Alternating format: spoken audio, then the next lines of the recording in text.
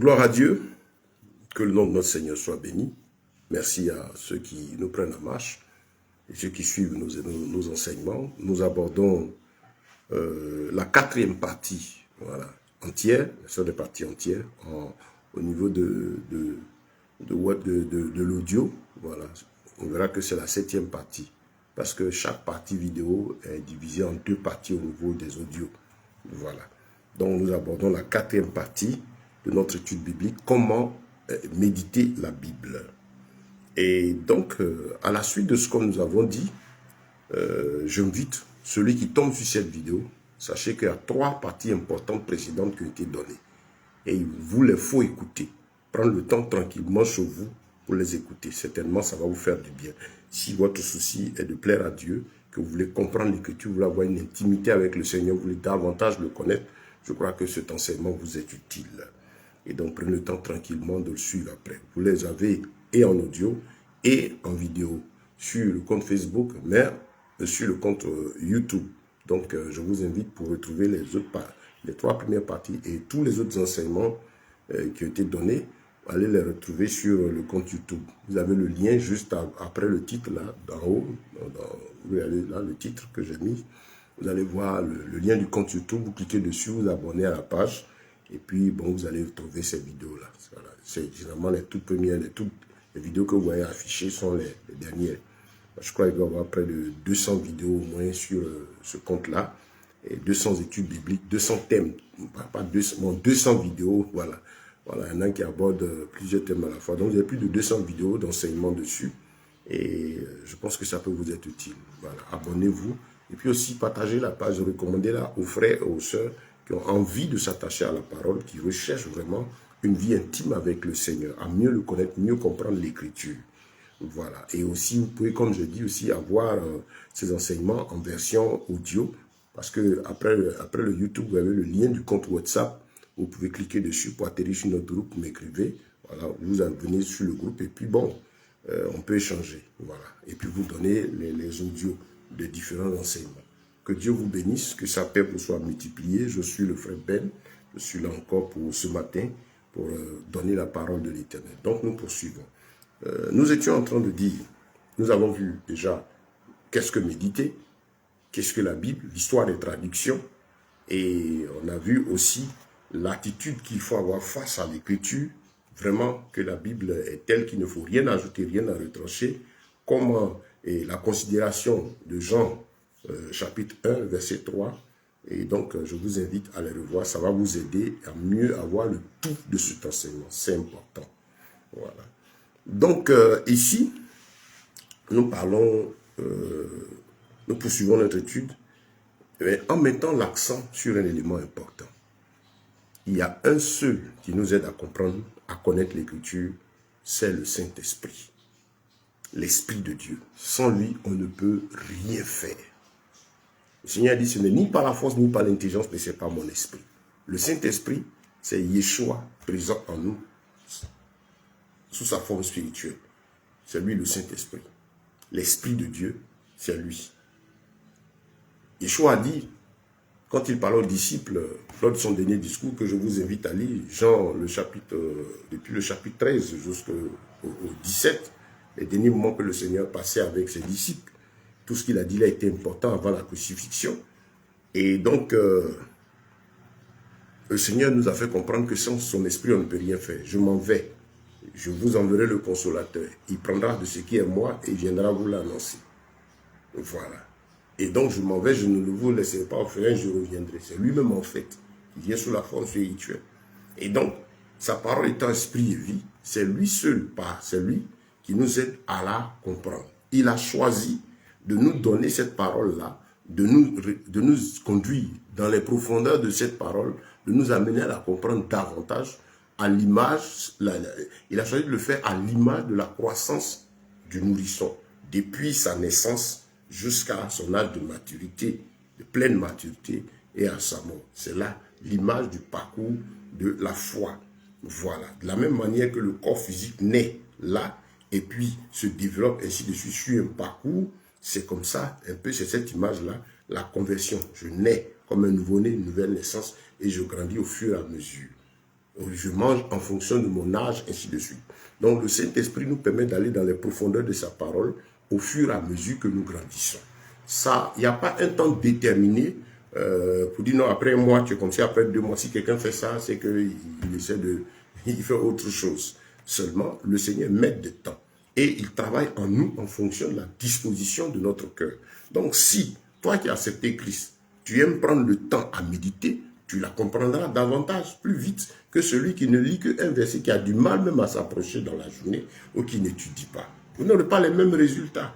C'est pareil à des enfants qui sont en classe et d'examen et qui sont en train de préparer les examens. Celui qui étudie, qui est studieux, qui prend le temps de considérer ces choses, qui fait beaucoup d'exercices, n'aura pas les mêmes résultats que celui qui ne suit même pas les cours, qui est distrait, qui tire les cours. Voilà, quand tu ne médites pas, c'est comme tu tires les coups, tu tires les informations. Médite jour et nuit. C'est à l'image de la... Voilà, psaume 19, verset 2. J'aime bien ce passage. Le Seigneur nous parle tellement, il dit que la nature enseigne l'œuvre des mains de l'Éternel. Ce que nous faisons nous rappelle son œuvre. Voilà, c'est à l'image de lui. Tout est copié sur la parole. Donc, quand tu ne médites pas, c'est comme tu es un tireur de coups. Tu tires les rendez-vous. Il dit jour et nuit au moins. Voilà, jour et nuit. En tout temps. Dans la journée. Au moins 2 fois dans la journée. Le matin, quand tu es avec lui, il donne ses instructions. Pareil, tu vas aller travailler. Il sait que tu dois travailler. Lui-même, il veut que tu travailles. Quand tu reviens, tu as parcouru le temps de t'asseoir. Tu dois faire un bilan. T'asseoir et lui réfléchir. C'est avec sa parole. Voilà. Donc, ne tirez pas les coups, attachez-vous à l'écriture. Donc, frère, c'est le Saint-Esprit qui nous nourrit. C'est lui qui nous enseigne. Donc, lui, il a pour rôle de nous y conduire au fur et à mesure que nous approchons, que nous dévorons. Et donc, sa personne se forme en nous au fur et à mesure que nous nous attachons à lui. Donc, sa présence croît en nous, le dépôt de l'esprit. Comme l'apôtre Paul pouvait dire à Timothée, garde le dépôt. Ce dépôt, quand on dit un dépôt, vous voyez ce que c'est qu'un dépôt. On dit un dépôt, un dépôt de quelque chose. C'est un amas de plusieurs choses qui sont là. Voilà. Donc, ici, quand on dit le dépôt de la parole, c'est le tout.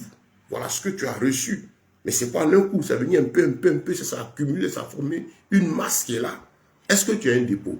Est-ce que tu as ton dépôt à toi? S'il n'y en a pas, c'est que tu es en danger. Donc l'apôtre Paul ici nous dit, garde le dépôt. Donc ce dépôt se constitue au fur et à mesure que nous étudions. Donc quand on vient de connaître le Seigneur regarde notre dévotion, notre engagement. Donc c'est ainsi que vous allez voir que des personnes, on a ça dans la Bible, des gens même n'ont même pas été baptisés, donc ils ont reçu le Saint-Esprit à cause de l'état de leur cœur. Quand ils ont reçu, la Bible, ils ont reçu avec empressement. Ils cherchaient. Donc quand c'est comme ça, l'Esprit de Dieu intervient tout de suite. Parce qu'il dit non, lui là, je connais son cœur, il nous connaît du début jusqu'à la fin. Donc le dévouement, l'attitude qu'on a tout de suite face à sa parole. Voilà. Amen, Dieu agit. Le don du Saint-Esprit est le couronnement, est l'action de Dieu pour dire, j'ai vu que tu vois ton cœur, tu me cherches sincèrement, je te donne mon esprit, je viens habiter en toi. C'est là qu'il nous baptise du Saint-Esprit. Il nous fait rentrer dans sa présence. Vous voyez? Il fait descendre son esprit en nous. Il nous prend, nous nous baptise du Saint-Esprit, nous plonge dans sa présence. C'est glorieux la parole de l'Éternel. Nous prenons dans sa présence, il rentre en nous, il habite en nous, nous en lui. Voilà. Et donc ce don de l'esprit peut être fait, comme je l'ai dit, ça peut être fait dans les premières heures de la conversion. Dieu connaît le cœur de l'homme. C'est comme vous allez voir, comme on dit, des cas de personnes même qui ont été baptisées Saint-Esprit avant d'aller au baptême d'eau. Ça peut être fait après le baptême d'eau. Ça prend du temps en fonction de ta dévotion, ton dévouement, ton intéressement aux choses de l'Éternel. Mais sache que c'est lui, l'Esprit de Dieu, qui va t'aider à comprendre. À comprendre. C'est lui qui te conduira dans toute la vérité. Ce n'est pas l'apôtre Ben, ce n'est pas le frère Tan, ce n'est pas tel pasteur qui te conduira dans la vérité. L'apôtre Ben a pour rôle de rester un simple canal entre les mains du Saint-Esprit, de sorte que l'Esprit de Dieu l'utilise pour apporter le plus qu'il veut faire passer par l'homme là, voilà, à ton cœur. Voilà, ce plus, quand il dit plus, parce que la base, ou par laquelle il t'apporte toi sa volonté, c'est sa parole. Achète-toi une Bible, tu l'as, si tu l'as, ouvre-la, commence à la lire. C'est le point de rencontre entre toi et lui. C'est à l'image du couple. Monsieur et madame se marient. Voilà. Les conseillers, ainsi de suite, c'est des choses qui sont externes au couple, mais qui apportent des éléments. Les bons conseillers sont censés être des personnes aussi qui sont en couple, qui ont l'expérience du couple et qui vous rendent ce qu'ils ont appris, qui vous aident. Et donc, quand c'est des choses faites par des hommes de couple et qui ont une expérience et qui ont un bon témoignage, ça vous édifie. Quand on dit édifie, ça vient s'ajouter à ce que j'ai, ça me fortifie. Mais si tu n'as pas de base, même si ton conseiller c'est un homme qui est bien, tu n'as pas une relation intime avec ton épouse, vous n'avez pas d'intitut par les pensées de contact intime en toi. Ce n'est pas un rapport sexuel seulement. Vous ne parlez pas. C'est les vies extérieures là qui viennent. Même si on donne tous les conseils, ça va pas servir à quelque chose. C'est là que le couple est exposé à tout vent. Vous allez voir des gens qui ne sont pas mariés comme vous conseillez, ainsi de suite. C'est tout ça. Voilà. Donc, nous poursuivons notre enseignement. La nature enseigne l'œuvre des mains de l'Éternel. Voilà. Donc, plus tu t'approcheras, plus tu seras édifié, plus le dépôt grandira, plus tu le connaîtras, plus tu sauras t'exprimer. Comme l'enfant qui grandit au fur et à mesure découvre, l'intelligence s'ouvre. Et tu vas faire des exercices. Ce à quoi tu es confronté quand tu as 2 ans, ce n'est pas sûr. La même chose à laquelle tu seras confronté quand tu seras peut-être au CM2. Voilà, au fur et à mesure. Mais ce qui est intéressant, tu vas d'expérience en expérience. Tu deviens aguerri aux choses de Dieu. C'est le parcours de l'histoire. Donc ainsi est la relation avec le Seigneur. La base, c'est recevoir le Saint-Esprit. Mais je dis, il vient à partir de ton intéressement. Tu commences à méditer. Tu es sincère. Quand tu viens à la parole, là, c'est pourquoi? Est-ce que c'est pour chercher un verset? Est-ce que c'est pas... On dit de méditer ça, la Bible, mais c'est trop compliqué, mais tu ne vas rien comprendre. Mais si c'est par amour que tu viens, c'est là que ton Père, tu dis, notre lieu de rendez-vous, c'est ma parole. Ah Seigneur, je viens, enseigne-moi. Il va t'enseigner. Je l'ai dit tout à l'heure dans la partie précédente, tous ceux qui ont toujours voulu chercher quelque chose dans la Bible, que ce soit même vouloir l'attaquer, ont toujours rencontré l'Éternel. À plus forte raison, celui qui vient dans le sens de pouvoir connaître les conseils de Dieu. Mais il est gâté. Voilà, donc tu recevras le Saint-Esprit en fonction de ta dévotion, en fonction de ton intéressement. Mais tout commence, il nous donne le goûter. Déjà, sa première action, c'est ouvrir notre intelligence pour qu'on accepte. Maintenant, il voit ton intéressement. Donc, plus vite tu t'intéresseras, plus vite tu seras rempli.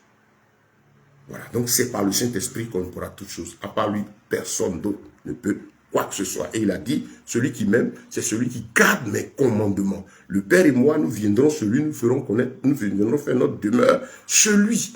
Et il a dit, je suis la lumière du monde. Celui qui me suit ne marchera pas dans les ténèbres, mais il aura la lumière de la vie. Et il a aussi dit dans Jean 14, le verset 6, je suis le chemin, la vérité, la vie.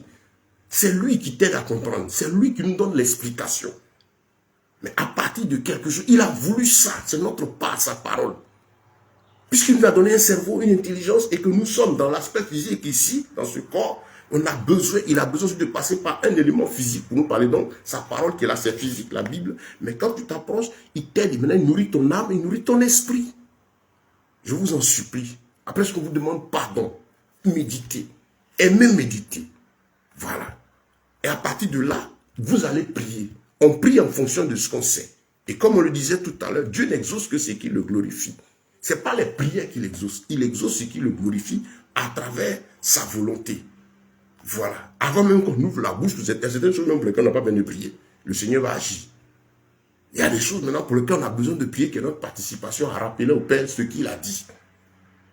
La prière du juste a une grande efficacité. Il ne faut pas que les gens vous fatiguent et vous donnent des maladies comme on voit actuellement. Ça crie, ça se gosille, ça crie, ça se gosille. On dit prier, prier. Il n'y a pas de résultat. Il n'y aura pas de résultat. Ce n'est pas émotion, trembler. Nous, les gens sont en train de prier, prier, prier. Comme si on dit dérange le trône de Dieu. Non. Non.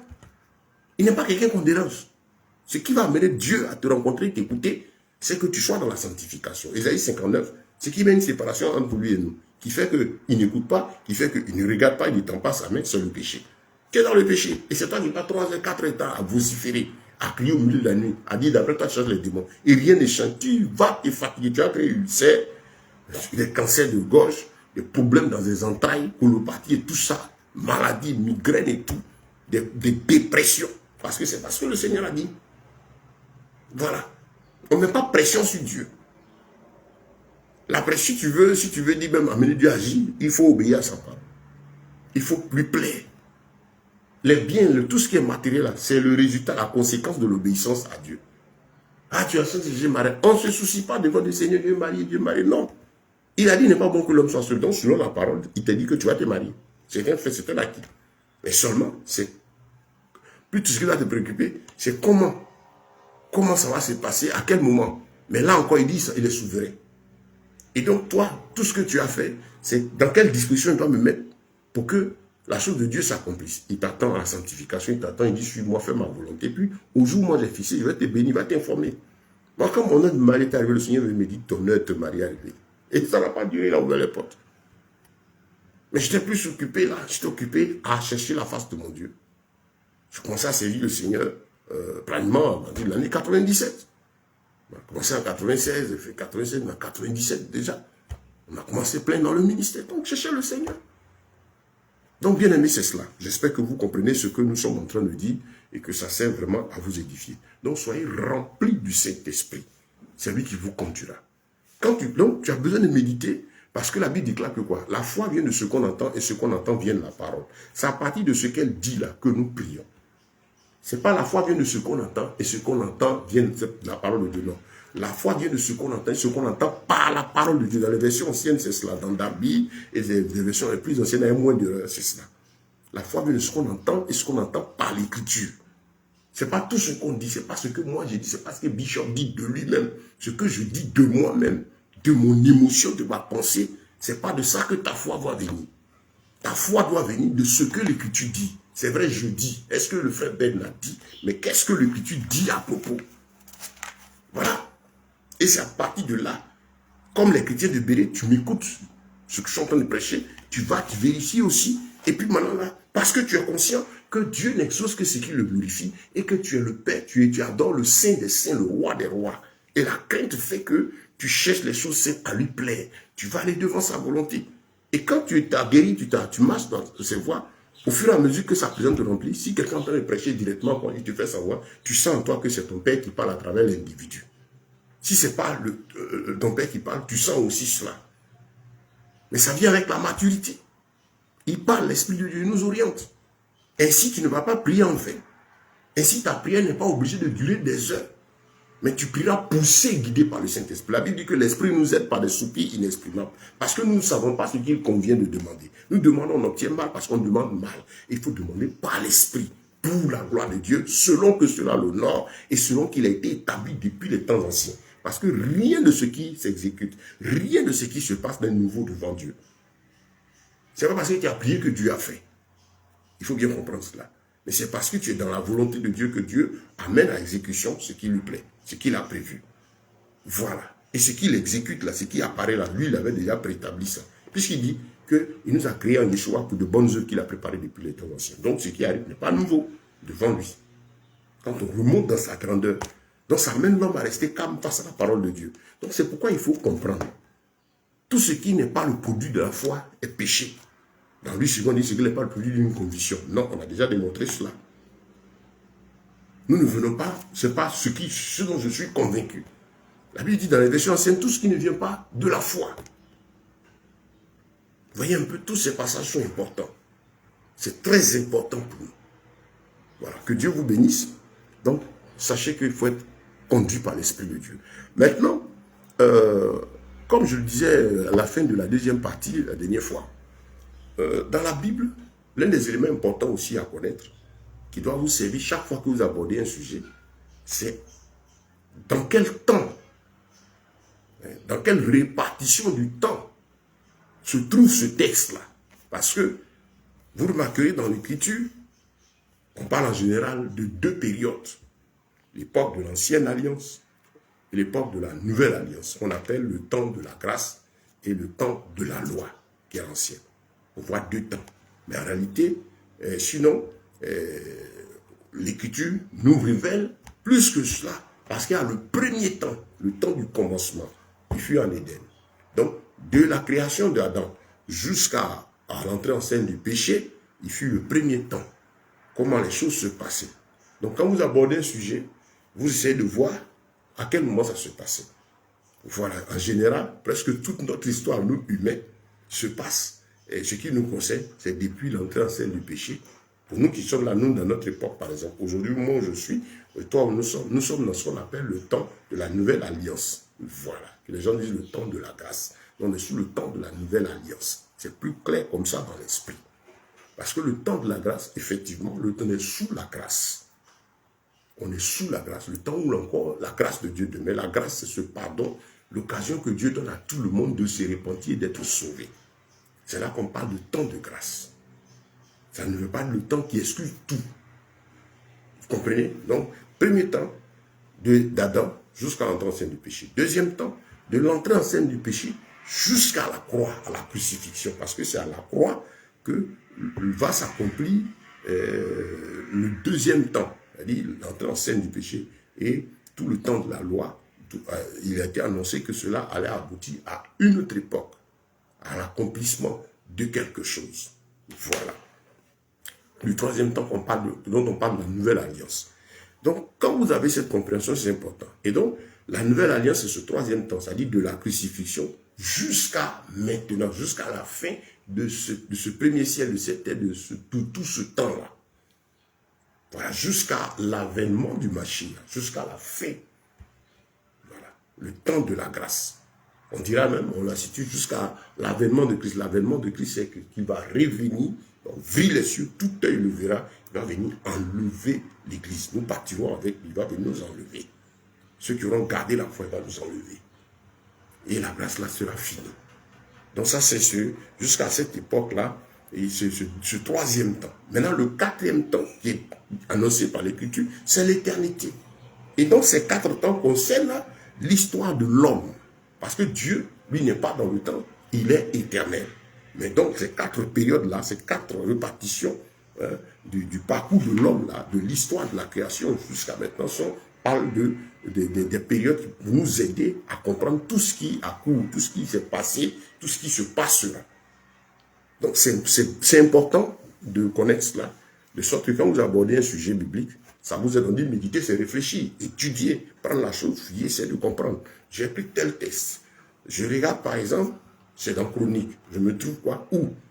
Dans le deuxième temps, sous le temps de la loi, sous le temps où l'homme est sous l'emprise du péché, où l'homme cherche à plaire à Dieu, mais par sa propre force, il n'y arrive pas, pourtant il doit obéir à la loi. C'est ça le temps de la loi. Ok. Le temps où l'homme fait ses efforts plaire à Dieu, mais en même temps aussi il plaît à sa chair. Alors l'exemple avec David. La Bible dit que tout le temps de cette ancienne alliance, il y a un homme que Dieu a donné comme exemple, David. Et quand la Bible dit David était l'homme selon son cœur, voilà. C'est pas que tout ce que David faisait plaisait à Dieu. Vous voyez des gens malins, des impudiques, des adultères. Aujourd'hui, vous avez des gens qui prient quand ils sont en train de prier. Si une femme a un problème, c'est ce que les fétichistes font. Il faut qu'ils couchent avec elle pour enlever le démon. Bon, les femmes là, vraiment, je ne sais pas qu'est-ce que les femmes là ont dans la tête même. Vous trouvez quelqu'un, il dit tu as un problème, il va venir t'imposer la main, il va taper ton sein. Et tu es là. Non, c'est l'homme de Dieu. C'est parce que vous-même là, vous aimez ça. On a une période, la sirène des eaux la possède le corps des femmes. Et l'infidélité, le sexe est devenu une chose, un jeu. Et tout le monde a envie de jouer à sa femme mariée comme pas mariée. Les gens jouent au sexe. C'est cette période-là. Tu trouves quelqu'un, il dit non, il faut qu'il mette la main sur ton sein. Ou bien il va mettre la main sur ton bas-ventre, c'est là-bas, il va aller prier. Puis tu acceptes ça. Vous aimez ça? Non, ils vont coucher avec vous tout le temps, ils vont continuer comme ça. Il y a une dame qui parlait, le temps qu'il prie pour moi, il avait dit, oh, après il m'a retiré, il dit non, il faut que je vienne le voir. Il te met dans un endroit, vous êtes deux, toi aussi. Toi aussi. Homme, femme, ensemble, à deux, quelque part là-bas. Un vrai homme de Dieu doit prier pour une soeur. Mais si elle est dans l'assemblée, ou c'est en présence d'une soeur, avec d'autres personnes qui prient pour elle, ce n'est pas seul la soeur. Hein? Que Dieu nous aide. Donc voilà, c'est important de comprendre ces différentes répartitions parce que ça nous aide à marcher, ça nous aide à savoir agir. Donc je prenais le cas de David, l'homme selon le cœur de Dieu. À cette époque, c'est l'époque de la loi. Où la chair, l'homme lutte, il est dans la chair, il lutte avec la chair qui lui livre des désirs contraires à ceux de son esprit. Mais on a David qui, pourquoi le Seigneur dit, il lui plaisait? Parce que cet homme-là, à chaque fois qu'il péchait, se repentait sincèrement devant le Seigneur. Mais Dieu le châtiait quand il péchait. Dieu le corrigeait pour ses péchés. Au point où une fois, quand le Seigneur a voulu, et David avait fait une bêtise, Dieu dit, il faut choisir. Je suis saint, je ne vais pas te laisser comme ça, il faut que je te corrige. David était humble, il aimait Dieu vraiment. Il l'aimait. Mais maintenant, il aimait sa chair aussi. Voilà l'homme de l'ancienne alliance. Il aime l'Éternel, mais il aime sa chair. Israël dit non, on veut adorer Dieu, mais ils aiment leur chair. Donc les deux étant opposés, la vie ne peut pas plaire à Dieu. Donc quand je parle de David, je suis sous l'ancienne alliance. Maintenant quand je viens, je parle des disciples, des apôtres, de tel frère, de telle soeur, à partir du livre des Actes, je suis dans le troisième temps. Donc il faut savoir situer chaque sujet, chaque texte, savoir dans quel temps ça se trouve. C'est important pour la compréhension, surtout de ce qui concerne des actions que les hommes ont menées, des mots de vie, des choses qu'ils ont fait, et certains préceptes, certaines cérémonies, lois cérémonielles de la loi. Parce que la loi n'a pas été abolie. Tu aimeras l'Éternel ton Dieu de tout ton cœur, de toute ton âme. La Bible dit c'est le tout de la loi. Quand quelqu'un a demandé à Yeshua quels sont les plus grands commandements, il dit c'est résumé en ces deux-là. Tu aimeras l'Éternel ton Dieu de tout ton cœur, de toute ton âme, et ainsi ton prochain comme toi-même. Que toute la loi est résumée dans cela. Oui, effectivement. Donc, sous l'effusion de l'esprit, sous le temps de la grâce, c'est la même loi. Mais seulement la différence, c'est que sous l'effusion de cet esprit, le modèle que nous suivons, c'est Yeshua. Ce n'est plus David. Voilà. Ce n'est pas les anciens. À leur époque, c'est eux que les gens les regardaient pour voir comment ils plaisent. Comment ils font, ils s'y répandent. Pas parce qu'ils vont pécher, mais ils s'y répandent, ils crient à l'Éternel. Maintenant, nous qui sommes dans ce troisième temps, nous avons un modèle, c'est Yeshua. C'est notre modèle. Ton modèle, ton Père, ton Seigneur, ton Sauveur, c'est l'Éternel. Au point, il a dit, tu n'appelleras personne mon Père. Vous regardez vos daddy là. Daddy, c'est une autre appellation de mon Père. Il y en a même qui c'est des noms. Des daddy, maman, du n'importe quoi. C'est quelle fonction ça? Tu appelleras l'Éternel seul mon Père. Parlant de l'autorité spirituelle, lui sur les directeurs, lui sur les pères. Nous sommes des frères. Moi, je suis le frère Ben Serré, serviteur de Dieu. Même si je t'enseigne, je suis ton frère. Dans la foi. Serviteur de l'Éternel. Je ne veux même pas que tu me défies. Non. Il y a le respect. Je n'exige pas de respect. Le serviteur de Dieu ne force pas le respect. Il travaille pour le Seigneur. Et celui qui craint Dieu sait que c'est son frère et a du respect pour cet individu-là parce qu'il honore son Père. Et quand on veut le prendre, le défi, le mettre au-dessus, il fuit, déchire ses vêtements. Parce que c'est Christ qui doit être honoré. Ce n'est pas qu'il encourage la liberté de faire n'importe quoi. Non. Mais son attitude amène les âmes à craindre Dieu. Puisque lui craint Dieu, nous tous on craint l'Éternel. Chacun sait comment marcher. Le vrai point de Dieu ne se bat pas pour imposer sa personne. Non, ce n'est pas biblique. Donc, bien aimé, nous suivons cet enseignement pour vous dire sur ce point-là que vous avez besoin d'être rempli du Saint-Esprit, vous avez besoin de connaître ces différents temps, savoir à quelle époque vous vous trouvez, ça nous aide. Et donc, dans ces 4 temps aussi, quel était le modèle de la création d'Adam jusqu'à l'entrée en scène du péché? C'est lui seul et puis sa femme, les deux qui étaient là, il n'a pas commencé à faire enfant. Donc il était lui-même, lui son modèle, c'était l'Éternel. Voilà. C'est son Elohim, son père qui venait lui parler chaque soir. Adam avait pour modèle l'Éternel. Quand le péché entre en scène, que l'homme est livré à la pression de la chair, qu'est-ce qui se passe? Le modèle de tous ces humains-là, c'était ceux-là qui étaient en face, qui chacun à son époque cherchait à plaire à Dieu et que les autres devaient imiter. On avait Abraham en son temps, on avait Enoch en son temps, on avait Noé en son temps. Après, on a eu David en son temps, et ainsi de suite. C'était des humains, pas pour la répétition de l'iniquité, c'était des humains, ce qu'on répétait en eux, c'était leur dévotion à l'Éternel. Et en même temps, on voyait que quand ils péchaient aussi, Dieu châtiait. On a le résultat de ce qu'Abraham a fait avec Agar sur l'humanité aujourd'hui. Vous comprenez?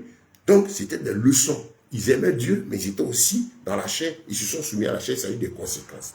Dans le temps où nous sommes de la grâce, nous avons un seul modèle, c'est Yeshua. Ce n'est pas quelqu'un d'autre. Ton modèle, c'est Yeshua. Soyez mes imitateurs comme je le suis moi-même de Christ. Imitons Christ. Pas quelqu'un d'autre.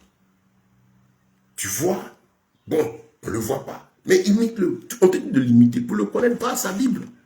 Ah, je regarde le frère Ben, comment il fait? Ah, sa manière de vivre là. Ah, il est attaché à l'écriture.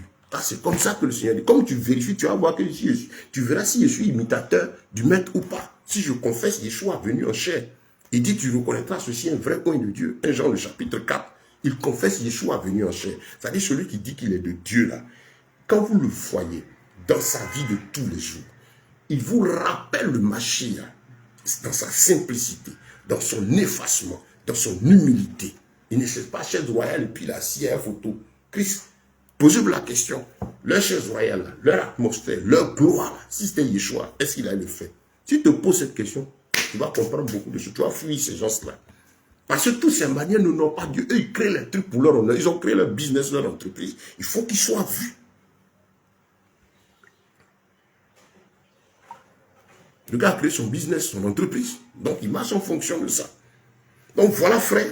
En tout cas, cet élément important pour t'orienter dans cette répartition des temps et comprendre que pour nous, notre temps aujourd'hui, nous sommes donc sous la grâce du Seigneur, dans ce temps, sous la nouvelle alliance. On est sous la nouvelle alliance. Voilà. Où il y a la grâce. Voilà. On est sous la nouvelle alliance. C'est-à-dire que tout accompli en Christ. Où le modèle parfait, c'est Yeshua. Donc, quand tu abordes ta Bible, que tu es dans l'ancienne alliance, tu vois ce qui a été dit, mais tu te rappelles que le modèle parfait, c'est Yeshua. Comment tout s'est réalisé en lui. Quand il est venu, il dit, je ne suis pas venu abolir la loi, mais je suis venu l'accomplir. À la croix, avant de rendre l'âme, il a dit, Père, tout est accompli. Tout est finalisé. Le projet qu'on avait là, tout est fini. Ce projet qui doit servir à parfaire les choses et permettre ainsi à l'homme maintenant de pouvoir être dans la chair et puis ne pas faire plaisir à la chair, puis plaire à Dieu. Là. J'ai accompli cela. On peut maintenant prendre le chemin. Il nous aide. Son esprit maintenant vient à l'homme pour l'aider à pratiquer, à vivre cette loi qui n'est plus pénible maintenant grâce au Saint-Esprit. Et puis maintenant, jusque dans l'éternité. Parce que depuis Adam, en passant par l'ancienne alliance, tous les hommes de l'ancienne alliance, jusqu'à notre époque et tout, notre finalité à tous, c'est le royaume des cieux. Il y a l'Éden spirituel, le royaume des cieux, le paradis que le Seigneur a préparé. La Bible parle d'un nouveau ciel, une nouvelle terre préparée. Tu n'as pas envie de voir là-bas. Tu n'as pas envie de voir le royaume des cieux. Nouveau ciel, nouvelle terre. Quand tu vas dans la nature, même la nature est là, des endroits où ça n'a pas encore été touché. Ouais, des blancs font pèlerinage pour aller voir dans certains endroits, vivre dans les forêts. Ils sont émerveillés par la fraîcheur de la nature. Il y a des endroits où ils arrivent, ils ont trouvé des pygmées, des gens qui s'attaquent à eux. Mais ils voient la beauté de la nature. Même là-bas, on peut être en danger. La Bible nous promet un nouveau ciel, une nouvelle terre, où on sera tous tranquilles. Le lion va manger les herbes. Il ne mangera plus l'autre. Tous seront tranquilles. Tu n'as pas envie de voir ça. Mais ça va exister. Ça existe, c'est vrai. La preuve, regardez Satan, qu'est-ce qu'il fait. Pour éviter que les gens passent à ce paradis-là. Il a créé son paradis, les boîtes de nuit, l'atmosphère dans les boîtes de nuit, dans les lieux de cérémonie, jeux de lumière, un peu d'ombre, ceci, cela. C'est une atmosphère soi-disant paradisiaque. Maintenant, qu'est-ce qu'il dit? C'est un paradisiaque, féerique, voilà. C'est vrai, il n'apprend pas contre le mot paradisiaque, il dit c'est atmosphère féerique, c'est le bar climatisé, l'atmosphère c'est féerique. Il ne peut pas dire paradis, parce que paradis c'est pureté. Atmosphère féerique, un look d'enfer. Vous voyez les habits qu'on dit non, il est artiste. Il faut que ses cheveux soient tressés, qu'il ait chignon ici, ou bien chignon derrière, sur le côté. Il est artiste, il faut qu'il ait une barbe très longue. Il y a un prédicateur qui a une barbe, on ne sait pas quoi ça laisse. Puis les gens le suivent. Une barbe longue comme ça. Allez faire des recherches de lui, vous allez voir qui c'est. Le Seigneur est tellement simple dans sa parole. Mais vous aimez les artifices. Donc voilà, le diable a créé son truc. Il sait que le royaume des cieux existe. Donc il sait que l'âme qui est en l'homme soupire après cette éternité, cette paix éternelle. Donc il a créé pour lui, pour distraire les esprits des gens. C'est quoi le mondain? À son âme qui en tout lieu, en tout temps aspire vers le Créateur. Même l'homme le plus méchant de toute la terre, son âme aspire vers le Créateur. Donc là où le diable lui donne son plaisir, dans les boîtes pas climatisées, dans ces endroits où on crée une atmosphère féerique, il ne faut pas qu'il pense au paradis. Parce que quand l'homme sort de là, qu'il s'assoit, son cerveau va réfléchir. Et qu'est-ce que le diable fait? Il occupe les esprits des gens de telle sorte que l'homme n'ait pas le temps de réfléchir. Regardez aujourd'hui les réseaux sociaux et tout ça. Tout est fait pour que l'homme n'ait même pas un temps de répit pour le cerveau. Parce que quand tu t'assois, la conscience là te parle. Dieu a fait les choses ainsi. Donc, l'œuvre du diable consiste à occuper l'homme. Tu vas du temps à t'occuper. Dès que tu as fini les réseaux sociaux, avant de te coucher à TikTok à regarder, regardez un peu. J'ai fait l'expérience plusieurs fois. En prenant du temps, je fais des recherches dessus, j'exploite les réseaux sociaux pour voir tout ce qui se passe. Il faut être cultivé. Mais j'ai vu que ça m'occupait le temps, ça m'empêchait de réfléchir. Ça me faisait oublier certaines choses. Je vois que souvent, quand tu regardes, tu as fini de regarder, tu as finalement passé 2 heures de temps. Même à vouloir chercher des choses instructives. Mais quand tu es dessus, le monde, on n'a pas tellement la maîtrise. Dès que tu rentres sur TikTok, c'est un truc qui défile, donc tu fais défiler. Un truc qui attire ton attention, ça peut durer 2-3 minutes, plusieurs fois comme ça. Tu as passé 2-3 heures, tu as oublié ce que tu peux faire. La chose va venir à ton esprit.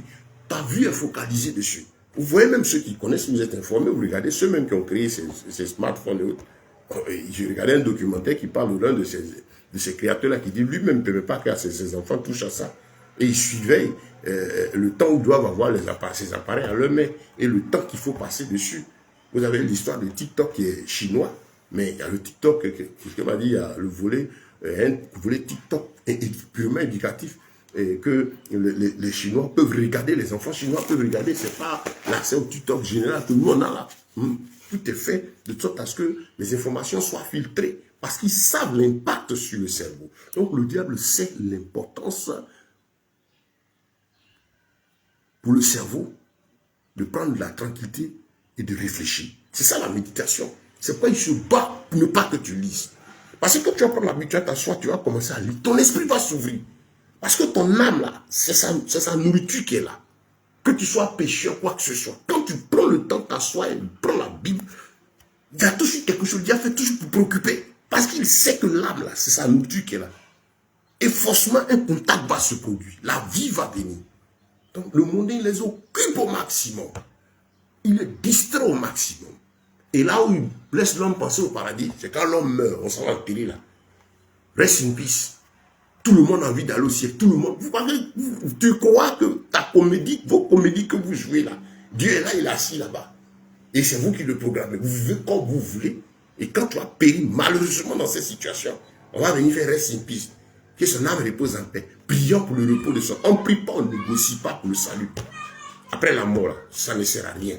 Il est dit à l'homme, il est réservé aux hommes de mourir une seule fois. Après quoi vient le jugement. Prépare-toi à la rencontre de Dieu. Chaque jour, chaque instant, tous les actes que tu poses sont la préparation à rentrer dans cette éternité. Voilà pourquoi il est dit par mesure de prudence, ne pas que tu vives comme ça et tu sois surpris. Tu as le résultat négatif à la fin. Accepte Yeshua. Yeshua maintenant prend sa vie là, prend son parcours, prends son histoire, prends sa parole. À partir de là, ton esprit sera toujours en alerte parce que lui, il éveille ta conscience. Il t'aide à marcher pour que tu termines ta marche dans sa présence.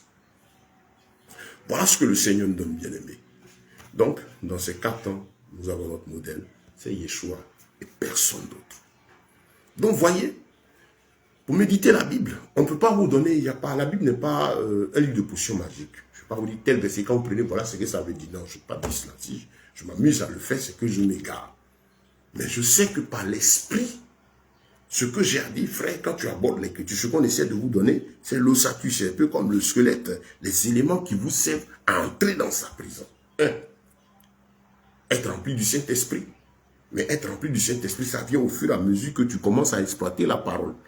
Parce que tout ce que nous nous convertissons, nous devons aller à la parole. Nous devons la méditer, puis nous devons la pratiquer. Donc quand tu apprends, tu pratiques, tu apprends, tu pratiques, tu apprends, tu pratiques. Au fur et à mesure, un dépôt se crée en toi.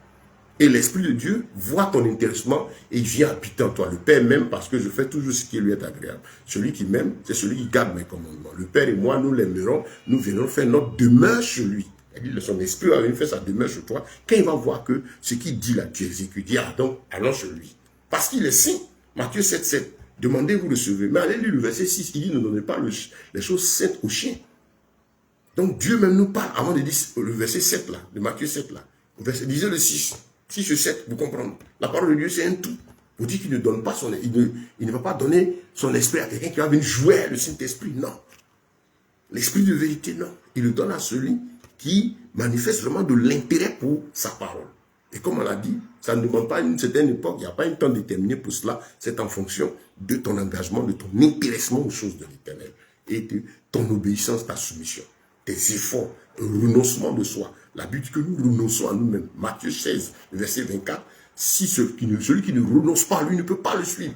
Donc c'est ça. Vous allez, quand vous renoncez à soi, vous voyez tout ce qui est intérêt physique nous éloigne de la parole de l'Éternel. Alors que donc, le Seigneur veut qu'on le cherche. Donc quand tu viens à cette parole, c'est renoncer à la chair. C'est une lutte même méditée. Mais au fur et à mesure, ça devient un goût. Même pour nous-mêmes qui sommes là depuis un moment dans le Seigneur, c'est toujours une bataille, il y a toujours une préoccupation, une œuvre du malin pour nous empêcher de prier, pour nous empêcher de méditer. Surtout méditer. Parce que comme on a dit, on prie en fonction de ce qu'on sait, de ce qu'on dit. Il y a une situation, que dit l'Écriture, c'est par là qu'on prie. Salomon a dit, ne te presse pas de venir ouvrir la bouche devant l'Éternel, mais sois plutôt là pour écouter que pour ouvrir la bouche. Le sacrifice des insensés. Parce qu'au moins tu sais à comprendre, tu réfléchis par rapport à ce que Dieu dit, par rapport à tes sujets, et en fonction de ça, tu cries à ton Dieu. Et c'est sûr que ça va être exaucé. Oui, quand tu t'assois, par rapport au sujet en question, tu réfléchis. Que dit Dieu? Par rapport à tant, j'ai tel besoin. Qu'est-ce que la parole de Dieu dit? Seigneur, qu'est-ce que tu veux? Je veux comprendre. Quand tu cherches à comprendre la position de Dieu avant d'ouvrir la bouche, c'est sûr que vraiment plus de 90%, 95%, même 100%, le Saint-Esprit te conduira à avoir la formule qui plaît à Dieu. Puis tu vas jouer ton rôle qui est de prier. C'est là que ta prière sera efficace. Prière du juste, avec ferveur, à une grande efficacité. Tu as dit, le Seigneur a dit, et c'est conforme à sa voix, je sens le besoin de prier pour ça. Voilà, pas parce que je le sens par émotion, mais si je vois que ce que le Seigneur a dit, et ce que je ressens que j'ai envie de faire, c'est faire comme il a dit, tu verras que ça aura de l'effet. Tu auras de l'effet. Pourquoi? Parce que tu es dans la volonté de Dieu. Tu es conduit par son esprit. Donc frère, on ne peut pas vous donner, la Bible n'est pas une livre de potions magiques, je parle fait. Mais on vous donne ces dispositions de base. Donc, s'approcher, s'intéresser à l'écriture, il va te remplir son esprit, l'esprit de Dieu va t'aider à comprendre davantage et avoir cette attitude ferme de ne rien ajouter, rien à retrancher à l'écriture. De rester carré, ferme, il n'y a rien à ajouter, rien à retrancher. Et savoir que tout vient de là. S'il y a un sujet, quelqu'un qu'il faut l'aborder par la parole, il faut toujours chercher à savoir que dit la parole. Tu es chrétien, il y a un sujet, les gens discutent. Il faut que toi, tu saches ce que ton Dieu dit. Tu peux retrouver cela à travers peut-être l'enseignement que je suis en train de donner.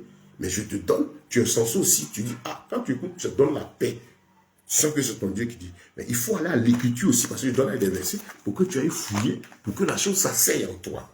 Mais à la base, commence par méditer de telle sorte que ça te serve à écouter. Ça te sert à écouter. Tout ce qu'on dit, quand tu as la parole, tu as le dépôt, tu écoutes, tu dis, ah, il a dit, ah, le Seigneur n'a pas dit ça, ah, ça, moi, je n'ai pas vu, je ne fais pas, ça, j'ai vu, je fais. Tout vrai point de Dieu va vous encourager à cela. Celui qui ne vous y encourage pas, ne vous aime pas. Il vous met en danger. Donc, comment méditer? C'est ça. Savoir la répartition du temps. Dans quel temps se trouve tel sujet? Et ce sujet-là, c'est quoi? C'est une histoire qui est racontée ou bien c'est une loi qui est donnée? Et là, savoir aussi le temps de la grâce. Là, je fais un arrêt dessus. Quand on parle du temps de la grâce, la grâce, beaucoup parlent, on est sous la grâce, ça veut dire quoi? Qu'est-ce que la grâce veut dire? La grâce ne veut pas dire excuse du péché. Parce que pour parler de grâce, il faut qu'il y ait condamnation. On gracie quelqu'un qui est condamné. Quelqu'un dont un jugement donc une justice est manifestée par rapport à ce qu'il concerne, par rapport à un fait. Tu ne peux pas être gracié de quelque chose. Quand Dieu met, on est sous la grâce. La grâce de quoi? C'est-à-dire que l'homme doit comprendre que ce temps, depuis Christ, l'œuvre qu'il a accomplie à la croix, jusqu'à maintenant, sous la nouvelle alliance, l'œuvre de la croix a servi à nous pardonner nos iniquités et nous donner désormais le pouvoir de dominer la chair et nous pardonner pour que nous ayons accès au royaume des cieux, nous sauver de la mort éternelle qui est le résultat de la vie dans le péché. Il y a la mort physique et la mort éternelle à la fin. Donc, par l'Esprit de Dieu, le Seigneur, quand il a accompli l'œuvre de la croix, il a donné son esprit. Le rôle du Saint-Esprit, la Bible dit quoi? C'est de convaincre de péché, de justice et de jugement. Le Saint-Esprit. On parle de lui, en l'homme, à partir de la nouvelle alliance-là. Donc, il nous convainc de péché, de justice et de jugement. On est sous ce que vous appelez le temps de la grâce-là, sous la nouvelle alliance-là. Le rôle du Seigneur, l'Esprit de Dieu, il convainc de péché. Quand il est en toi, il te fait savoir que ce que tu as fait là, c'est pas bon. Pour nous qui l'avons reçu. C'est un personnage vivant. C'est comme tu marches avec ta femme. Elle peut te dire, tu as fait quelque chose qui n'est pas bon. Est-ce que ça vous sépare autant? Non, mais vous êtes mariés. N'est-ce pas? L'image du couple est très excellente pour parler de la relation avec Dieu. La Bible dit que Christ est l'époux et nous sommes l'épouse. Donc, nous sommes en couple. Je fais quelque chose, c'est pas bon. Ma femme me dit, ah, c'est pas bon. Ah, si j'ai compris, je me répands. Et ça préserve la vie du couple, on peut avancer. Quand tu t'endurcis à faire cette chose-là, qu'elle ne supporte pas, c'est là que y a toutes les conséquences qui viennent jusqu'à l'éclatement même du foyer. À cette image-là, avec cette image, vous pouvez comprendre. Ceux qui disent non, quand tu as reçu Christ, tu es sauvé pour de bon. Même si tu pêches, qui vous a dit ça? Recherchez la sanctification sans laquelle ne verra le Père. Mais on est sous la grâce, ça dit que le Seigneur a brisé la puissance du péché. Et celui, ça a une effectivité pour celui qui l'accepte, c'est-à-dire qui est d'accord désormais pratiquer sa parole. L'accepter, c'est le reconnaître et prendre sur nous sa parole. Au commencement était la parole était avec Dieu, et la parole était Dieu, elle a été faite chair. Accepter Christ, c'est accepter sa parole, de le suivre, de renoncer à soi-même pour faire sa volonté. Sa parole dit sanctifie-toi, sa parole dit fuis le mal, ne cède pas au péché. Sa parole dit si tu pêches, répands-toi, ne péchez point, n'aimez point le monde. Vous n'avez pas peur. Recherchez la sanctification sans laquelle nul ne verra le Père. Travaillez à votre salut avec crainte et tremblement. Sous la grâce, ça ne veut pas dire aller faire ce qu'on veut. Ça veut dire qu'il nous a pardonné tout ce qu'on a fait. Et quand nous donnons à Christ, il nous donne son esprit. Nous marchons. Il dit de ne pas pécher. Donc désormais, on est sur notre garde. Par l'esprit, nous connaissons ce que c'est que le péché. Nous réalisons sa portée négative pour l'homme et nous savons que quand il demeure, voilà ses conséquences, c'est-à-dire la justice, les effets physiques et le jugement. C'est-à-dire qu'à la fin, si l'homme meurt dedans, à la fin, il ira dans l'enfer. Convainc de péché, convainc de justice, convainc de jugement. Rôle du Saint-Esprit. Donc quand on accomplit ça, on sait comment s'orienter. Et on vit notre vie avec Dieu désormais avec amour, en faisant attention désormais à ce que nous faisons. Quand on était sans Christ, on faisait ce qu'on voulait. Mais maintenant, on est en Christ, on était informé que ce n'est pas bon, on nous a délivrés de ça. Et maintenant, nous ne faisons plus ce qu'on veut, on cherche à faire ce qui lui plaît. Et si jamais nous trébuchons, la Bible dit notre avocat auprès du Père, ah Seigneur, pardonne. La preuve d'Apocalypse, il dit, les élus, ils lavent leur robe dans le sang de l'agneau. Lavez nos robes dans le sang de l'agneau. Le sang de Christ a coulé pour le pardon de nos péchés. Donc je ne dois pas pécher, mais si jamais il arrive que je tombe, je demande pardon au Seigneur. Il peut arriver que le disciple de Christ pêche. Mais s'il devient pécheur, il y a problème. Je prends un exemple. Dans une situation, le Seigneur dit de ne pas mentir. Mais si jamais il arrive que tu as menti, tu as péché, mais tu n'es pas un pécheur, parce que tu n'es pas pratiquant du mensonge. Donc pour ça, demande pardon au Seigneur. C'est comme la femme. Je t'ai fait du mal, demande pardon. Mais ce n'est pas pourtant qu'ils sont séparés.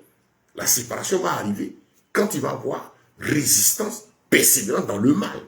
Alors là, ça quitte. On a vu la gloire de Dieu quitter le temple quand le péché s'est accru. Vous croyez que vous allez pécher? Vous le livrez en abomination, puis l'Esprit de Dieu est là. Il est parti à longtemps. Il s'en va. Mais il ne va pas comme ça. Il avertit, il avertit, il avertit. Donc c'est ça l'image. C'est ça l'image. Donc quand le péché est là, tu es appelé à te repentir, à le laisser tomber, à te sanctifier. Et donc si jamais tu as menti une fois, demande pardon, deux fois. Mais si mentir devient une habitude, c'est là que tu prends, tu deviens pécheur, pratiquant. Quand on dit un pécheur, c'est quelqu'un qui pratique un mal, une chose qui ne plaît pas à Dieu, qui est constamment. C'est pourquoi ce cantique qui dit Jésus prends-moi, oh Jésus prends-moi. Dans mon cœur, oh, ce n'est que le péché. Dans ma vie, ça c'est chrétien. Moi, je ne chante pas ça. Parce que moi, dans ma vie, ce n'est pas que le péché. Je ne pratique pas ce péché. Il peut arriver qu'il y ait un mal. Je ne suis pas saint, mais je cours dans la sanctification. Mais je ne peux pas chanter ce cantique parce que je ne me sens pas concerné. Écoutez les paroles. Elles ont un sens, elles disent beaucoup. Donc, bien aimé, c'est important de savoir que cette histoire de temps de la grâce là, ça veut dire que le Seigneur a libéré les gens. Il a donné son pardon pour toute l'humanité. Celui qui reconnaît, il est pardonné de tout ce qu'il a fait jusqu'à l'instant où il reconnaît Christ là. Il a une nouvelle vie, une nouvelle histoire, une nouvelle marche avec le Seigneur. Il ne doit plus retourner à ses anciennes choses. Mais il lutte, il se débat pour pouvoir avancer. Et comme l'enfant qui est en train de faire 4 pas, tu peux cogner ça, il a touché à des choses, Dieu sait que tu es petit. Mais si tu persévères dans ta vie d'enfant, tu ne veux pas grandir, alors on va dire quoi? Les parents sont inquiets quand l'enfant ne grandit pas. On est inquiet quand l'enfant ne fait pas 4 pattes. On est inquiet quand l'enfant ne croit pas. On dit non, il y a anomalie de croissance, il y a handicap. Donc bien aimé, il ne faut pas que tu sois handicapé. N'amène pas Dieu à te laisser en route. Donc ce temps-là, le pardon du Seigneur nous offre l'occasion de vivre maintenant plaire à Dieu et de lutter. Parce qu'on est effectivement tous dans cette chair. Donc l'Esprit de Dieu, ce qui est différent dans les autres temps, dans le temps de l'ancienne alliance, l'Esprit de Dieu nous est donné désormais pour vivre le 3e exode. C'est-à-dire, Donc, le deuxième exode, c'est-à-dire déplacement d'un point à un autre. Le premier, c'est ce qu'Israël a vécu en sortant de l'Égypte pour aller à Canaan. C'était un mouvement physique, mais en même temps un message spirituel. Et le deuxième exode, c'est le fait d'être maintenant dans cette chair-là et ne plus être soumis à sa chair. L'esprit est là, mais ne vit plus selon la chair. Ça, c'est le deuxième exode. Et le troisième, c'est qu'on va quitter l'esprit de notre esprit, sortir cette chair pour entrer dans l'éternité. Est-ce que tu es prêt? Est-ce que tu aspires à l'éternité? Bien-aimé, c'est ça l'enjeu. C'est ça la destinée. Notre destinée commune, l'éternité.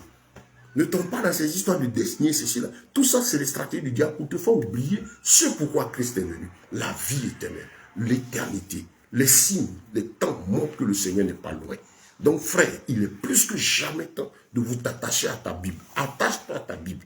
Parce qu'il arrive des moments où vous n'allez même pas pouvoir vous retrouver. Il y a des endroits même déjà dans le monde où on interdit même de se retrouver, de prier ensemble le Seigneur. Si tu ne médites pas, quel est le dépôt qui est en toi? Il y a des applications aujourd'hui qui nous permettent d'avoir des Bibles en ligne. Mais si vous n'avez pas de Bible en papier déjà, il y a un problème. À ça, au moins, tu peux fuir te cacher quelque part. Tu peux avoir aussi ta Bible sur l'application, mais si on désactive l'application en ligne, parce que ce sont eux qui sont les maîtres de tout ce qui est en ligne, tu ne vas plus avoir cette version. Si tu as la Bible en papier, au moins tu peux l'avoir. Là encore, si on poursuit comme ça a été le cas pendant près de 1000 ans, de l'an 300 et quelques après Yeshua, jusqu'à l'an 1500, interdit de lire, on traquait tous ceux qui avaient ces écritures, ça va encore venir. Fuir dans la maison pour ne pas lire les Bibles. Mais si tu n'as pas de dépôt, tu n'es pas en train de méditer maintenant. Tu ne sais rien, tu es assis là. Ta vie est exposée. Voilà pourquoi le Seigneur dit médite jour et nuit. Pour le dépôt, pour que cette parole-là, ça sèille en toi. Vous voyez, quand la parole-là, ça sèille en toi, tu t'en souviens. Si tu donnes une crise quelconque, l'Esprit de Dieu te ramène dans la pensée. Ah, le Seigneur avait dit ça. Je n'ai pas la Bible physique, mais je me rappelle par l'Esprit de tel passage. Même si on me prend du chèque en bourse, je suis seul, que je ne peux pas avoir accès à ma Bible. On m'interdit, je ne l'ai pas. Mais au moins, mon dépôt, le dépôt, crée ton dépôt. Ce n'est pas les dits d'un homme, c'est la parole. Si tu n'as pas de dépôt, tu es en danger. Le monde s'en va vers sa fin. Les Bibles sont en train d'être diluées avec l'intelligence artificielle. De fausses Bibles vont sortir, de fausses versions, les ajouts de livres et ceci, cela. Si vous ne vous attachez pas à l'écriture maintenant, votre vie est en danger. Donc, bien aimé, c'est un avertissement du Seigneur. Je disais à l'entame de cet enseignement que c'est vraiment quelque chose d'important pour les chrétiens. Comment méditer, j'espère que tu as compris. Pour saisir cela, c'est la quatrième et dernière partie de cet enseignement.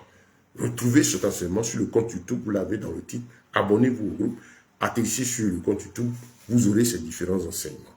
Et donc, vous pourrez aussi les écouter, les réécouter, puis les partager. Si tu écoutes que c'est bon, partage. C'est ça le chrétien. J'ai vu, c'est bon, je partage.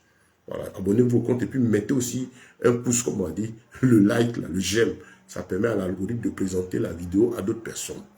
Voilà. Et aussi sur le WhatsApp, atterri là, on a les audios. Tout ça, on se bat aujourd'hui pour que les frères s'attachent à l'écriture. Parce que des temps arrivent où les gens vont retirer l'écriture, où des fausses Bibles vont prendre le dessus. Si tu as le dépôt en toi, tu es aguerri, tu sais que ton Dieu a dit. Même sur ta race, c'est comme un élève. Quand l'élève va à l'examen, est-ce qu'à l'examen tu as ton livre? Est-ce qu'à l'examen le professeur là? L'examen, effectivement, donne une feuille, un bic avec un sujet. Mais tu dois répondre en fonction du dépôt qui est en toi. N'est-ce pas? C'est la même chose, frère. Je veux te supplier, bien-aimé dans le Seigneur. Aie l'amour de la parole. Retourne à ta Bible. Le Seigneur a dit dans le livre de Malachie, parlant du dernier mouvement de l'esprit, il a dit qu'à la fin, il a parlé de l'esprit d'Élie. Quand il parle de l'esprit d'Élie, qui était Élie? Élie, c'est ce prophète-là que Dieu a utilisé pour des bouleversements immédiats. Quand Élie arrivait, c'était l'apostasie, l'occultisme à l'extrême en Israël. Il y avait nécessité de changement. Et Élie, Dieu l'a utilisé pour être cet élément qu'il a pris pour frapper, pour séparer les choses, de sorte qu'on ait la version vraie et de la fausse, les a livrés en spectacle. Donc quand il dit que l'esprit d'Élie reviendra, c'est la même chose, ça dit que c'est dans ce même élan-là, de séparation des choses-là, de Dieu avec ceux du monde, que le Seigneur amène l'esprit d'Élie travailler. Et la première part de cette mission, il a dit l'esprit d'Élie viendra. Mon serviteur Élie viendra, il ramènera le cœur des pères au fils. Il a parlé de l'ancienne alliance, des gens de la Torah, de la loi, ceux qui étaient attachés à la loi, le judaïsme. Il les amène à s'attacher aux fils. Les fils de cette époque, c'est qui? L'église qui venait de naître, les apôtres, la vie biblique. Donc, ramener le cœur des pères aux fils, ramener le cœur de ces anciens, de la Torah à la nouvelle alliance. La première part de la prophétie a été accomplie. Il y a une deuxième part qui dit, et le cœur des fils au père. Les fils, c'est quoi? C'est nous autres de la dernière heure. L'Esprit de Dieu, à la fin, va travailler à ramener le cœur de tous les chrétiens de maintenant à nos pères. Nos pères, c'est qui? Les apôtres. C'est le temps du retour à la vie biblique. C'est le temps du retour à l'écriture. C'est le temps du retour à la vie apostolique, à l'évangile dans toute sa plénitude. Voilà, de la Genèse jusqu'à l'Apocalypse, sans rien ajouter, sans rien retrancher. C'est le temps du retour, c'est ça le réveil spirituel en cours.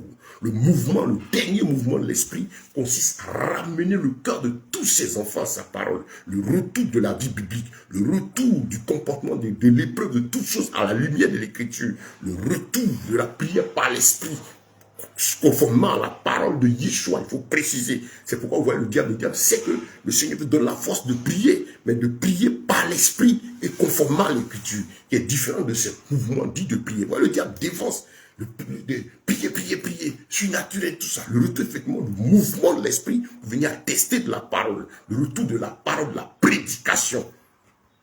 On dit réveille, tu seras, tu as tant pleuré, je déclare. C'est pas de ça qu'il s'agit. Le retour de la parole, le retour des écrits est soutenu par la puissance de Dieu, des miracles authentiques et vrais qui conduisent à la crainte de l'Éternel. C'est ça ce réveil. Réveille-toi donc les morts, relève-toi toi qui dors et Christ t'éclairera. Se réveiller, c'est ressortir, c'est quitter son état d'assoupissement, d'endormissement pour retourner à son état d'éveil initial. On ne se réveille pas pour retourner à quelque chose de nouveau. On se réveille pour retourner à ce qu'on est étant éveillé. Et c'est ça, le réveil spirituel, c'est le retour à la vie spirituelle authentique et biblique. Revenez à vos Bibles. Prenez le temps de méditer. Prenez le temps pour écouter. Entraînez-vous. Éduquez votre esprit en méditant, en cherchant, en priant. En permettant que ces enseignements qui sont édifiants vous rappellent, vous renouvellent, vous fortifient dans le Seigneur. C'est de ça qu'il s'agit. Et il faut effectivement ça. Et le Saint-Esprit est en train de le faire parce que c'est la dernière chose qui reste pour que les élus se préparent, lavent leur robe dans le sang de l'agneau, que les saints, nous soyons des saints vieilles sages, ceux qui s'attachent à la parole. Mais le saint qui est sage, le Seigneur donne l'exemple pour dire que les saints vieilles sages, ce sont celles qui étaient constamment attachées à la parole. L'huile, c'est la parole. Elle le dépôt en toi, parce que le moment viendra où, vous voyez, chacune avait sa lampe et la lampe allumée. Mais c'est la même huile qui était dans les différentes lampes. C'est-à-dire cette parole, quel est ton dépôt? En toi, est-ce qu'il y a un dépôt? Commence à le constituer maintenant. Yeshua t'aime, il t'appelle à sa parole. Prends la Bible matin, Père, parle-moi, je veux te plaire, ouvre mes yeux sur toi. À quoi je sais pourquoi tu m'as mené sur cette terre? La Bible dit que tu as fait toutes choses pour ta gloire, toutes choses pour un but. Moi, je suis là. Oh non, moi, il est dit de ne renoncer à nous. Je renonce à moi. Montre-moi ta gloire. Enseigne-moi, je veux faire ta volonté parce que je sais que ma destinée, c'est le royaume des cieux. On a tous une même destinée. Il n'y a pas de destinée différente. Nous tous, on va dans le royaume des cieux. Et tout ce qui est physique ici, c'est les moyens pour exercer cette mission. Comme sur la piste de 100 mètres, chacun est dans son couloir, mais tous appelés à aller à la ligne d'arrivée, qui est la destinée finale, royaume des cieux. Mais chacun avec les dons et les talents dans le couloir, devant respecter les règles, à pratiquer ce qu'il a fait pour terminer tous sur la ligne d'arrivée là-bas. Donc, bien aimé, que Dieu vous bénisse. Que sa grâce et sa paix vous soient multipliées. Nous espérons que cet enseignement sur comment méditer vous a servi. Je prie que tu le partages, partagez-le. Si vous avez un besoin, une préoccupation, n'hésitez pas à nous écrire, écrivez-moi. Vous avez voulu savoir des choses, mais je vous invite surtout à aller sur le compte YouTube. Il y a plus de 200 vidéos là-bas d'enseignement pour vous. Abonnez-vous, puis partagez aussi gratuitement ou contactez-nous sur WhatsApp. Le lien est dans, vous voyez, sous le titre. Les deux liens, YouTube et WhatsApp, sont là, cliquez dessus. Dans notre groupe, on peut changer. Mon travail, c'est enseigner l'église, tous ceux qui ont cru. Voilà. Et donc, participer à l'édification de Christ. Voilà. Donc, que Dieu vous bénisse en espérant que ceci ait servi pour vous. Que la paix du Tout-Puissant, l'Esprit de l'Éternel soit avec vous. Sa puissance accompagne cette parole dans vos cœurs pour arracher, abattre, détruire, venir toute la sémence de l'apostasie en toi et te donner pour bénir maintenant ta vie, en plantant, en bâtissant maintenant la chose de l'Éternel, de sorte que tu sois de ceux-là que le Seigneur a dit, le séjour des morts ne prévaudra point contre son église. Je bâtirai mon église. C'est la fin, c'est les temps, les dernières heures. Nous devons maintenant commencer à nous préparer parce que notre Seigneur arrive pour nous chercher. Et l'Esprit de Dieu vient pour préparer les uns les autres. Bien-aimés, que Dieu vous bénisse. Si tu n'as pas Christ, donne ta vie à Yeshua pour entrer dans cette promesse merveilleuse. Shalom, shalom, shalom. Soyez bénis au nom de Yeshua et que toute la gloire revienne à notre Elohim. Amen.